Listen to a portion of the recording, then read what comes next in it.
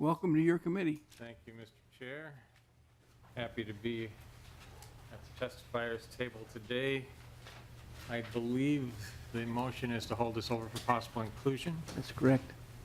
And with that, if you're ready, I'll go ahead with the bill. I am ready. Excellent. We have to adopt a DE3 amendment. Yes. Is that an author's amendment? Yes, it is, Mr. Chair. I would like to adopt that to get the bill in the shape I would like. Okay, it's all in favor of adopting the DE3 amendment, signify by saying aye. Aye. Okay, bill's the way you want it. Thank you, Mr. Chair. Some of you may remember that at the end of session last year, there was a provision put into law that stated if there was a surplus this year, that there would be $22 million of the surplus would be rolled into the Clean Water Fund. And that's exactly what happened. So the Clean Water Fund has gotten this windfall of $22 million from the surplus, plus there's some additional funds that are available, coming up to a total of some over $26 million. The Clean Water Council's recommendations were passed out of the Environment Committee last week. In the meantime, I've been doing some research to try and determine if there might be some tweaks we should make to this, that I feel we should make to this, to fund some things that got cut in last year's changes, and that's exactly what I've done. I will step through those changes. First, with the Department of Agriculture program for Forever Green. Forever Green is a program that's trying to discover and establish viable markets for alternative crops. Here in Minnesota, they also act as cover crops, and I'm suggesting we allocate $500,000 to that. That was cut some last year when we made the changes. PFA, Public Facilities Authority, $1.25 million for their point source implementation grants. That reflects a cut that was made last year. Clean Water Council budget under the Pollution Control Agency, they're asking for a grand total of $10,000 to get them through the biennium with the operating.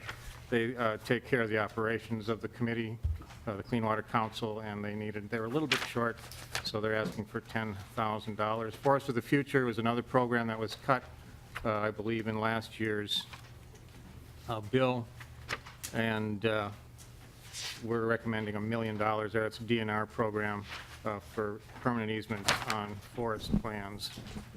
Next, the Board of Water and Soil Resources. We've made a number of changes here from the Clean Water Council's recommendations. The first one, the One Watershed, One Plan, is really just a rounding change to bring that to $4.3 million. The surface water and drinking water protection grants were cut in last year's bill, and we're bringing that in at $3.5 million. The Conservation Reserve Enhancement Program, you may remember the governor signed a memorandum of understanding with the federal government last year, the year before, for a large federal grant for CREP. We've been finding money for that from various sources to accommodate the other changes in this bill, or this amendment. I've reduced that from the Clean Water Fund to $10 million. I know there's a bonding request for those funds, and it's an ongoing program where they could access dollars in the future also. Cost share for buffers, also under Bowser. I've had contact with both watershed districts and counties that are in the process of establishing buffers. The cost share money is still needed to support that effort, and so this $5 million will go toward continuing to help farmers establish buffers across the state. And then the next program is an irrigation program that was started in Benton County. It was an LCCMR program originally, and they finished the work in Benton County. The program is in working order, and the proposal was originally to expand to a couple more counties. I'd like to initiate these funds to expand it on a broader basis. It actually fits in nicely with what's happening at the university. The university extension is hiring an irrigation specialist, And this program would be very useful to that new person. They're coming on board, I believe, the 1st of July. And this program allows farmers to become much more efficient with the way they use irrigation. It incorporates data from a number of different sources, including soil types, current weather data, the crop they're planting, their own farming practices, and helps them schedule irrigation timing and amounts in a way that makes more efficient use of Minnesota waters. And then finally, with the University of Minnesota, there's a return on investment study that is also recommended by the Clean Water Council to try and help us better understand how effective our clean water spending is. With that, Mr. Chair, I stand for questions. Very well. Any questions from the members? Representative Guinness, I knew I'd look at you and I find a hand up You just looked over here. right away.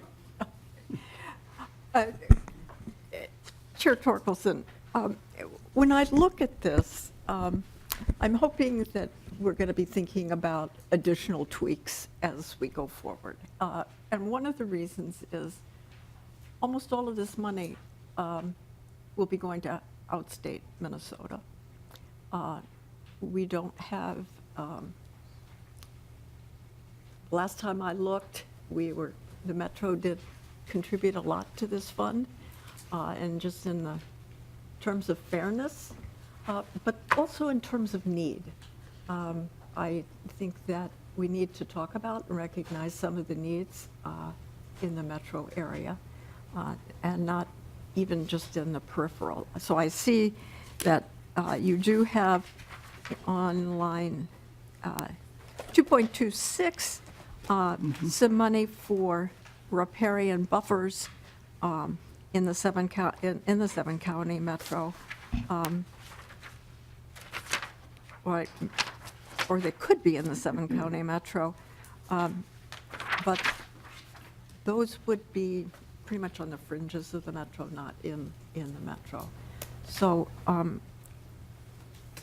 I don't know what the intention is here, if this is something where we can have conversations about the needs in the metro. Could I explain to you some of those, or are we open for this? Representative Torkelson. Thank you, Mr. Chair. Thank you, Representative Guinness. Of course, I'm always willing to have a conversation. Okay. Well, I will, one of the places that I besides the overall, almost all the money goes to outstate. So that's the big picture. But in the smaller picture, I'm looking on line 2.2, and you're looking at projects, and 2.3, projects that protect groundwater from degradation. I think that's great. The problem is, I don't think there's anybody in the metro or outstate that has is at the point yet of having enough information about their groundwater where we are just doing projects rather than first looking at needs. So I know White Bear Lake had the USGS look at their groundwater. So they know their problems, and so they can implement projects right now. So I would say that they are eligible. But then I look at my own watershed district, which is huge, and that's the Minnehaha Creek Watershed District. They have not investigated the groundwater at all. And so we are having huge problems in my district in basements flooding, extremely expensive reconstruction of sewer lines because you have to dewater them first. We're losing mature trees because the groundwater is so high, and nobody knows why. We literally do not know why. People speculate, but there's no science. And so I think we are maybe more representative of the state than I think we would like to think of ourselves as we think we know a lot about our groundwater, but I'm guessing that there are no other districts except for White Bear Lake that really have a good science understanding. So I would hope you would be open to not just saying projects, but to understand what's going on in our groundwater so we actually know we could do projects. So we're doing the second step without the first one, except for White Bear Lake. So that's one of the things I see. And maybe other folks will see other things where we have problems in the metro, just like there are problems outstate. So maybe other people would want to talk about theirs. But I come back to this because there's a fairness issue here, and I know the chair has intended fairness, and I understand this bill is to be laid over. That's correct. And so we have some time for discussions, but I think maybe we need to talk about some of the problems that are not being addressed, as well as the problems that are. Representative Torkelson? Well, thank you, Mr. Chair. I'm sure Representative Wagenius is aware of the drinking water supply management areas across the state, and that is some of the ongoing work that we can do right now, is to make sure that those areas are protected as well as is appropriate for the different designated drinking water supply management areas across the state. That's certainly one of the areas that we are ready now to do some work on. Understanding groundwater is an ongoing process. It's complicated, and we are, trying to make progress. But with what I continually hear from a lot of folks is let's do more projects on the ground. They want to see this money spent in a way that actually has an impact on the waters of the state of Minnesota. If I could follow up. Representative Wagenius? Well, I actually think doing groundwater protection areas is a good idea.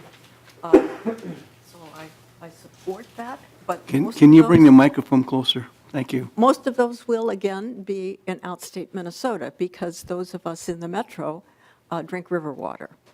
And there is no protection for the Mississippi River, unfortunately. So we're in the position of having to clean it up in order to drink it, at probably more expensive than anybody else pays in this state. So Minneapolis, St. Paul, and a number of our suburbs. So it's 1 million people. St. Cloud, too. 1 million people drink Mississippi River water. But none of this money would go for protecting that 1 million folks. So this is mainly for municipal wells, and those municipal wells tend to be in outstate Minnesota. So again, I just look at the fairness issue here.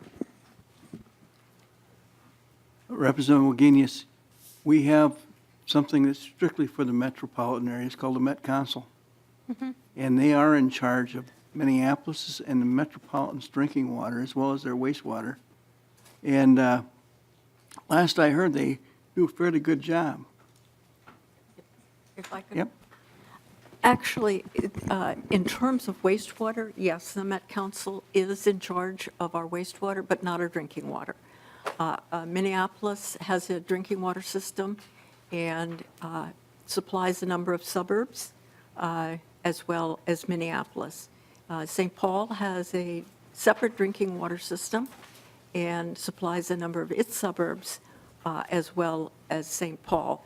But there is no control by the Met Council of either of those drinking water systems. They are strictly done by the cities themselves.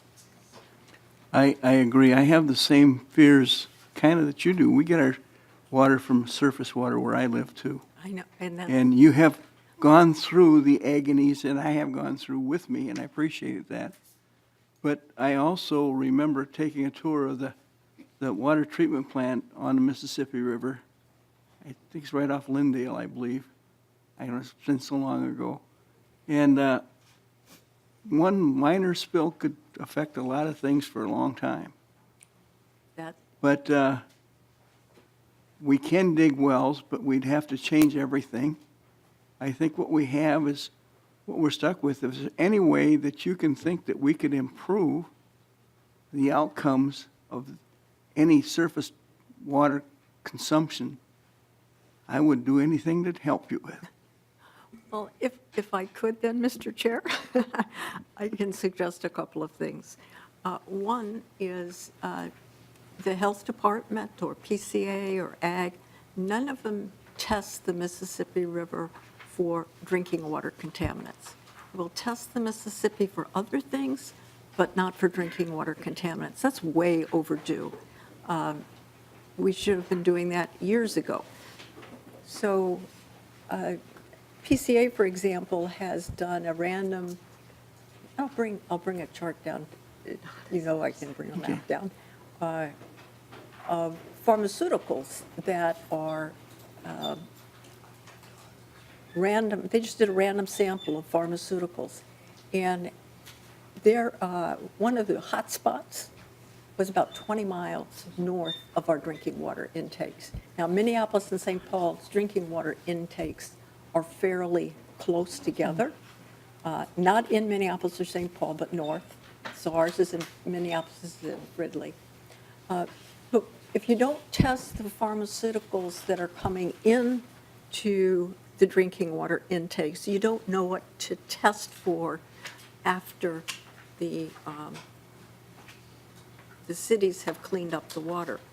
So we're pretty far behind. Minnesota likes to think of itself as ahead, not in drinking water.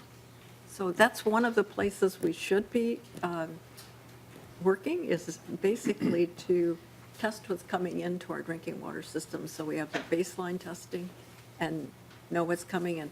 Similarly, north of St. Cloud. Okay. It's good thoughts. We should check those things out. I know the governor's very focused on drinking water. Representative Torkelson, any other members have questions about House File 4269? Boy, you've done a great job. Thank you, Mr. Chair. I'd like to renew We my have motion. we have a testifier, is that person? Oh, We have a testifier, Shannon Lotthammer. Welcome to our committee.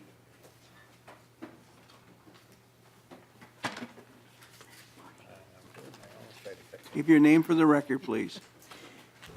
Thank you, Mr. Chair and members. My name is Shannon Lotthammer. Shannon. I'm the Assistant Commissioner for Water at the Pollution Control Agency, and I appreciate the opportunity to testify on House File 4269. I'm here to testify actually on behalf of all of the state agencies that receive clean water funding. Leadership from these agencies get together regularly to coordinate our Clean Water Fund activities. And we do that to ensure that we're delivering services and programs in a coordinated way and in an efficient way, as expected by the administration, by the legislature, and by Minnesotans. So in the creative way of state agencies, we refer to ourselves as the Interagency Coordination Team, so very creative name. And I'm the chair of that team, which is why I'm testifying on behalf of the agencies today. We also work really closely with the Clean Water Council as they fulfill their responsibilities under the Clean Water Legacy Act. So the agencies are supportive of the bill as introduced. The introduced bill implements the Clean Water Council and governor's recommendations regarding the supplemental funding available on the Clean Water Fund. And the Clean Water Council did develop their recommendations via an initial discussion in September at their public meetings, and then specific discussions at the full Clean Water Council and at a subcommittee that they have in March. So I could speak to the governor's and the Clean Water Council's recommendations from the original bill, but noting that there has been an amendment that was posted today and adopted. I just want to note that the amendment does focus on implementation activities like the governor's and Clean Water Council's recommendations do, but in a somewhat different way than was recommended by the council and the governor. And I've not had an opportunity to discuss the amendment details with the involved agencies or with the Clean Water Council. Just wanted to note that, and with that, Mr. Chair, thank you for the opportunity to testify, and I'd be happy to respond to any questions that I can.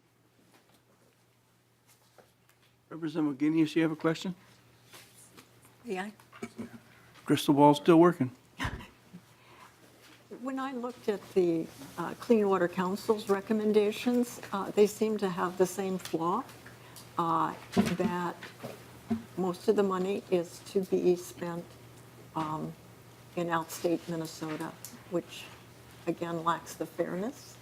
And more importantly, ignore some of the problems that we're having in the metro area. I don't know whether you want to comment on that. But I just wanted to observe that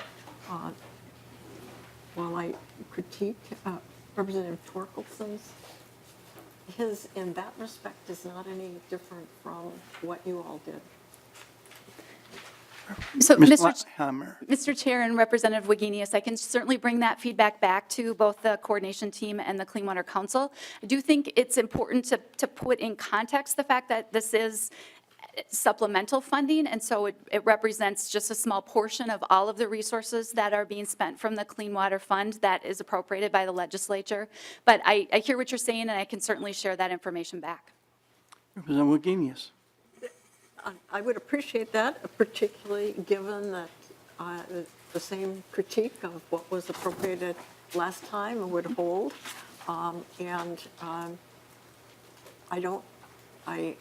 I'm still sitting here trying to figure out why nothing has been done on the drinking water issue from the Clean Water Council's point of view, other than the kinds of things that are in this bill to look at municipal wells but not river water. I mean, it's 20% of Minnesotans drink river water.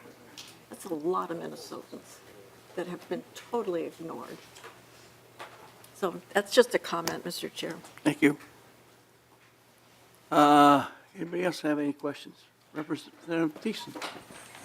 Yeah, thank you. So I was just looking at the language here I guess on the comparing the amendment, which is subsection A, it's hard to match these up. So it would be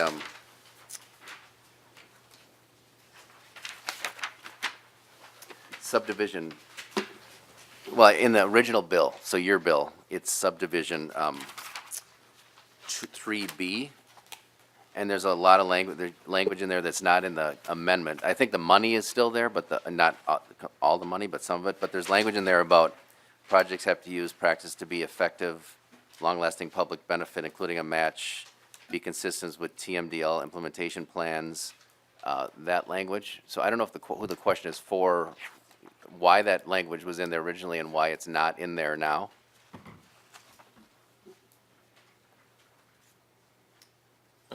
I'm not tracking well, Mr. Chair and Representative Thiessen.